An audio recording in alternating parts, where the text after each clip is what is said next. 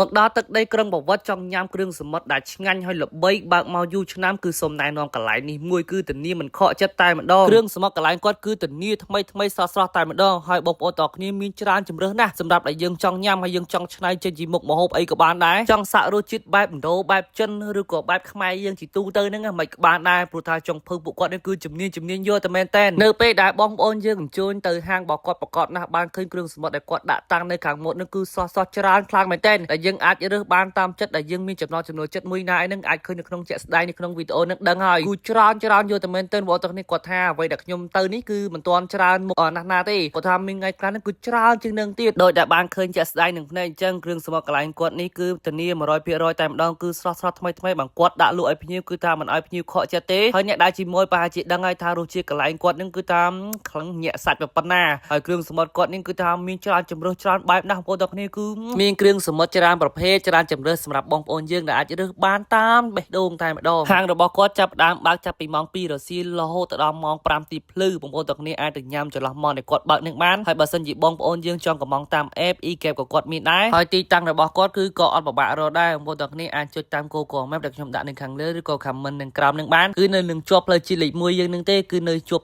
ផែស្ងួតសូនងួនបានស្ដាប់បានដឹងពីប្រវត្តិគាត់រស់ស៊ីនឹងក៏តស៊ូជូរចាត់ខ្លាំងណាស់បានតស៊ូរហូតមកដល់បច្ចុប្បន្ននេះនៅក្នុងវិស័យម្ហូបដែលគាត់ធ្វើនឹងឯងជាពិសេសនឹងគឺថាដែលគាត់បើកគ្រឿងសមុទ្រហ្នឹងអញ្ចឹងបងប្អូនយើងដែលចង់ញ៉ាំគ្រឿងសមុទ្រដែលឆ្ងាញ់មកដល់ទឹកដីក្រុងប្រវត្តិដែលត្រូវចិត្តអីហ្នឹងអាចទៅសាកកន្លែងគាត់បានហាងរបស់គាត់នេះគឺបកកែណាស់ពួកតែគ្នាចង់ញ៉ាំរសជាតិបែបមើលចង់ញ៉ាំស្តង់ដារដែលយើងចូលចិត្តអីហ្នឹងប្រាប់គាត់ទៅគឺធ្វើមកគឺតម្រូវបេះដូងយើងតែម្ដងមិនឲ្យខកចិត្តទេហើយពោះម៉ាយគាត់នេះគឺថាជាតិណាស់បងប្អូនទាំងគ្នាខ្ញុំនិយាយមែនបើសិនជាមានឱកាសហ្នឹងអាចទៅសាកកន្លែងគាត់ទៅដឹងថារសជាតិពោះម៉ាយហ្នឹងរសជាតិខ្លាំងប៉ុណ្ណានៅពេលដែលគាត់អាំងហើយដាក់ពោះម៉ាយហ្នឹងពីលើមកបងប្អូនទាំងគ្នាញ៉ាំទៅគឺថាចាប់ជាតិគ្នាខ្លាំងណាស់នេះហើយបងប្អូនយើងទីតាំងហាងរបស់គាត់នេះគឺអត់ពិបាករកទេដែលឈ្មោះថាចៃលីនលក់គ្រឿងសមុទ្រស្រស់បាយឆាមីឆាយហ្នឹងអាចទៅសាករសជាតិកន្លែងគាត់បានទីតាំងហាងដែលខ្ញុំបានថតច្បាស់ប៉ុណ្ណេះហើយខ្ញុំជឿថាបងប្អូនយើងនៅខាងក្រុងប្រវត្តិប្រហែលជាស្គាល់ច្បាស់ណាស់ព្រោះថាទីតាំងហាងរបស់គាត់ហ្នឹងគឺនៅនឹងជាប់ផ្លូវជាតិលេខ1យើងផ្ទាល់តែម្ដងហើយបងប្អូនយើងចង់កំងកក់ទឹកមុនអីហ្នឹង